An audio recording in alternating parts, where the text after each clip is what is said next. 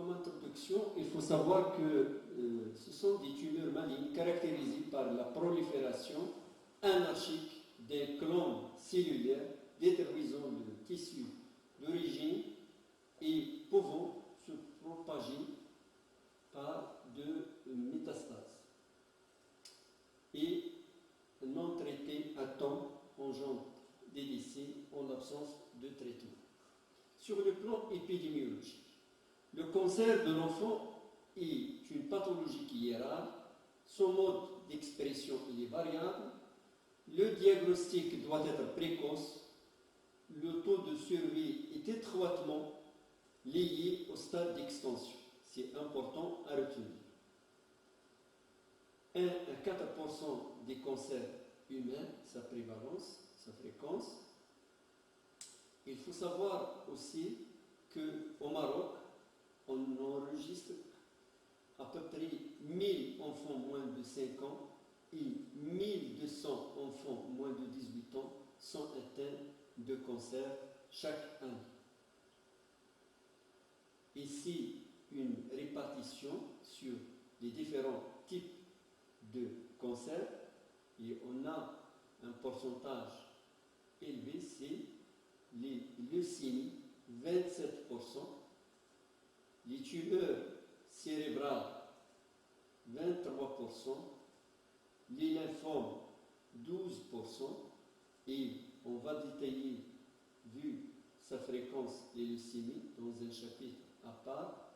Pour donc l'enfant, les plus fréquents, les cancers, c'est les leucémies, les tumeurs cérébrales, le neuroblastome, néphroblastome, tumeur d'Ewing, ostéosarcome, rhabdomyosarcome et rétinoblastome. Au contraire, à l'adulte, c'est le cancer du sein, utérus, côlon, prostate, poumon qui sont les plus fréquents. Quels sont les facteurs prédisposants au cancer chez l'enfant? Rôle, on note une prédisposition rare, rôle du terrain qui présente un terrain qui prédispose à développer un cancer dans l'enfance. Certains facteurs environnementaux ou iatrogènes, à noter que toxiques, tabagisme passif par exemple, des infections virales, Epstein-Barr virus, des radiations ionisantes, l'exposition chimique et on incrimine aussi parmi les facteurs qui prédisposent des facteurs génétiques. Sur le plan histologique, ce sont des tumeurs embryonnaires, sarcomes, carcinomes qui sont rares et la caractéristique, ils ont une haute malignité, doublement rapide. Le diagnostic clinique, la symptomatologie et les non spécifiques est variable selon la localisation, d'où la nécessité d'un examen clinique qui est rapide. La caractéristique, une évolution rapide en quelques semaines ou jours. Les signes cliniques sont d'ordre général, asthénie, anorexie. Certains signes évocateurs, on va les détailler par le tableau qui va s'en suivre. Les signes de compression à type de pollakiurie, hématurie, constipation, douleur abdominale et détresse respiratoire. Voilà certains signes évocateurs de cancer chez l'enfant. En cas de masse abdominale, il faut évoquer le néphroblastome, lymphome non hodgkinien, tumeur germinale de l'ovaire et tumeur hépatique.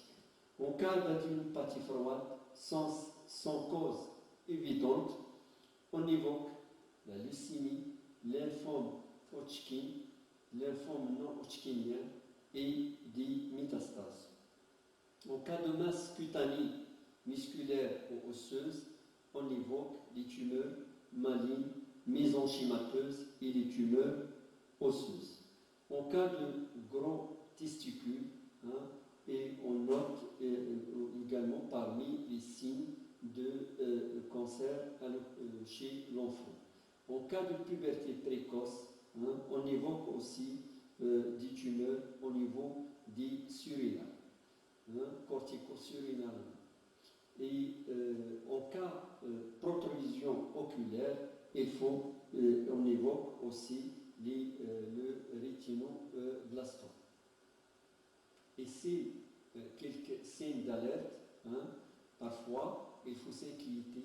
Quand on a des ecchymoses périorbitaires avec douleur osseuse diffuse, masse ou tuméfaction qui sont indolores mais sans fièvre, en cas de perte de poids avec syndrome fébrile inexpliqué, parfois modification au niveau de l'œil, pupille, parfois on trouve des masses abdominales, parfois c'est des céphalies sévères ou inhabituelles, inexpliquées, parfois c'est des douleurs au niveau des membres osseuses avec tuméfaction, douleurs sans fièvre, parfois c'est de la fatigue, de la léthargie, et parfois c'est une perte des signes neurologiques avec perte de l'équilibre, et donc tels sont les signes d'alerte du cancer chez l'enfant.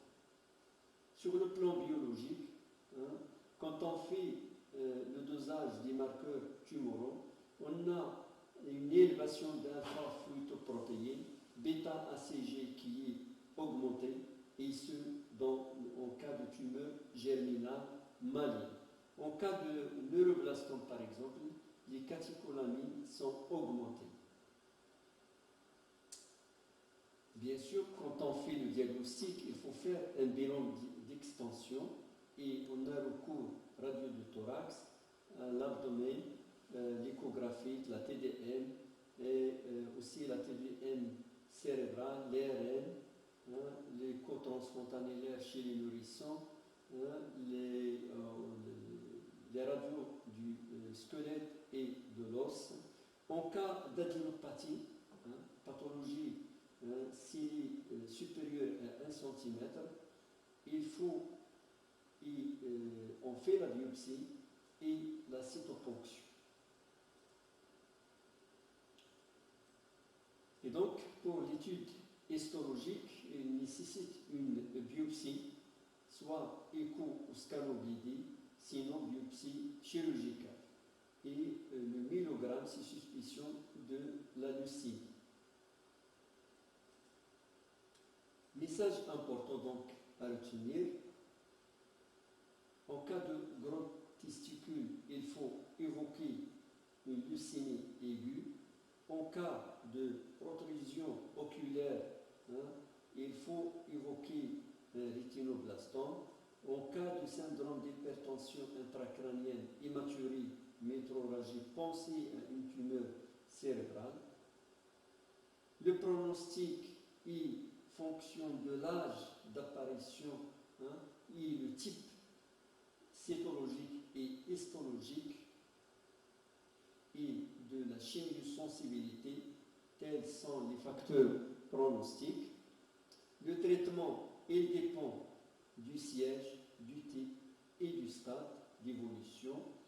Et on a recours à la chimiothérapie, la chirurgie, radiothérapie et à la greffe de la moelle qui sont des moyens thérapeutiques. Et je vous remercie et on va détailler par la suite la leucémie de l'enfant. Par la suite, on va détailler la leucémie de l'enfant qui est fréquente, qui représente à peu près 25% des cancers de l'enfant. Je vous remercie.